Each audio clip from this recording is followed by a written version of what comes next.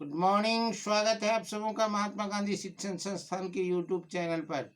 आज हम वर्ग 7 के लिए अभिलाषा पाठ पुस्तक के पाठ संख्या 6 जिसका नाम है समय बहुत ही मूल्यवान के सब्जेक्टिव आंसर को देख रहे हैं।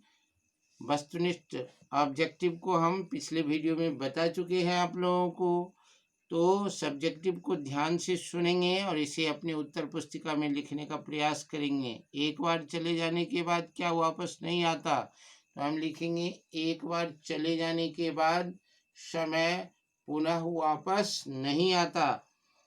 कविता के आधार पर बताइए कौन पछताता है, तो हम लिखेंगे समय को व्यर्थ गंवाने वाला हमेशा पछताता है। लघु उत्तरीय प्रश्न में है कविता के आधार पर बताइए किसने किसको ठुकराया है, तो कविता के आधार पर जिसने समय को ठुकराया है समय उसे भी ठुकराया है। धन स्वास्थ्य और विद्या के खो जाने पर इसकी पुनः प्राप्ति कैसे हो सकती है, तो हम लिखेंगे धन की प्राप्ति मेहनत से, विद्या की प्राप्ति लगन और मेहनत से, और स्वास्थ्य की प्राप्ति हम उसका उचित उपचार करके पुनः प्राप्त कर सकते हैं। अब दीर्घोत्तरीय प्रश्न में आते हैं। समय बहुत ही मूल्यवान सिद्ध कीजिए। समय बहुत ही मूल्यवान होता है, इसका ससमय उपयोग नहीं करने पर यह ऐसे व्यर्थ हो जाता है जो पुनः कभी हम उसे प्राप्त नहीं कर सकते और उसकी क्षतिपूर्ति कभी नहीं होती। समय के उपयोग का समय होता है, समय सीमा पार कर लेने के बाद उस समय की भरपाई हम जीवन में कभी नहीं कर सकते। उदाहरण के तौर पर हम कह सकते हैं कि हमें कहीं जाना है, हम अपने गंतव्य के तरफ जाने के लिए अपने घर से गाड़ी पकड़ने निकले, लेकिन निकलने में 2 मिनट की लेट हो गई और स्टेशन पहुंचने पर गाड़ी 1 मिनट के लिए हमसे छूट गई।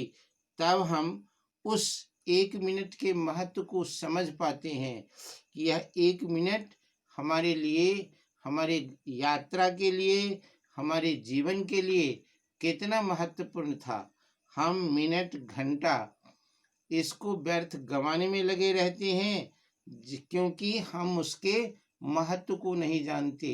अगर हम समय के महत्व को, इसके मूल्य को जानने लगेंगे तो हमारे पास में कोई सेकंड नहीं है जिसे हम व्यर्थ गंवाने का साहस कर सकते हैं। इस कविता का मूल भाव अपने शब्दों में लिखिए।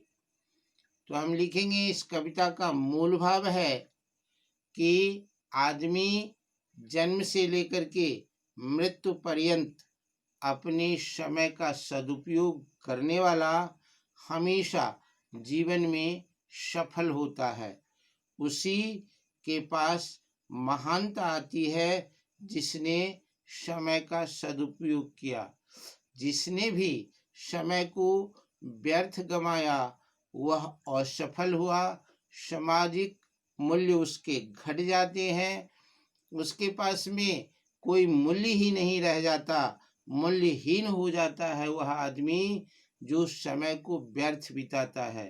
समय के सदुपयोग करने वाला हमेशा मूल्यवान होता है, समाज में प्रतिष्ठित होता है, समाज के लिए उदाहरण के तौर पर उनका नाम लिया जाता है। उनसे समाज के ऐसे सशक्त सही दिशा को पाने वाला व्यक्ति प्रेरणा लेकर के अपने मार्ग को प्रशस्त कर अपने जीवन की बुलंदियों को, लक्ष्य को प्राप्त करने में कामयाब होता है। यही इस कविता का मूल भाव है। यह कविता हमें क्या संदेश देती है, तो हम लिखेंगे यह कविता हमें यह संदेश देती है कि हमारे पास में बहुत सारा समय नहीं है जिस समय को हम अभी गवा लेंगे फिर उसे पा लेंगे। हमारे पास में बस उतना ही समय है कि हम हर मिनट सेकंड का ध्यान रखें, उसका उपयोग करें और उसके उपयोग करके अपने लक्ष्य के तरफ बढ़ें, तभी समय हमें सफल बनाती है। समय को हम कभी व्यर्थ नहीं गमाएं। समय से मूल्यवान संसार में मानव के लिए कुछ नहीं है। मानव जब तक अपने समय के महत्व को नहीं जानता, तब तक उसमें किसी प्रकार की कोई सफलताएं नहीं आती, उसके मूल्य नहीं बढ़ते। वह आर्थिक, नैतिक, सामाजिक, हम ऐसे कह सकते हैं कि अपने हर प्रकार के मूल्य को, हर प्रकार के वैल्यू को गिरा लेता है। इसीलिए हमें समय का हमेशा ध्यान रखना चाहिए। यही इस कविता का संदेश है। प्रश्न 10 में है कि जो चला गया उसके लिए हमें जन्म भर रोना। चला गया जो समय लौटकर कभी नहीं फिर आता, सदा समय को खोने वाला करमल कर पछताता। जिसने इसे न माना उसको इसने भी ठुकराया, लाख यत्न करने पर भी हाथ न उसके आया। हो जाता एक घड़ी के लिए जन्म भर रोना। तो इस कविता का, इस पंक्ति का व्याख्या है। यह पंक्ति हम लिखेंगे कि प्रस्तुत पंक्ति समय बहुत ही मूल्यवान है, हरे कृष्ण देव सरे द्वारा रचित कविता से लिया गया है। इसमें यह बताया गया है कि समय को पहचान लेने वाला ही अपने लक्ष्य को पाने में सक्षम होता है, काबिल होता है। जिसने भी समय को व्यर्थ गमाया, वह थोड़े से समय को व्यर्थ गमाने पर उसके लिए जीवन भर के लिए वह मुसीबत का कारण बन जाता है। जीवन भर उसके पास, उसके साथ पश्चाताप रूपी अग्नि में वह जलते रहता है। उसे उससे निवरने का कोई रास्ता नहीं मिलता। समय को जिसने भी ठुकराया, समय इस तरह से उसे ठुकरा देता है कि वह धोबी का गधा बन जाता, न घर का न घाट का रह जाता। इसीलिए समय को गवा करके हम जीवन भर रोने का प्रयास नहीं करें। धन्यवाद।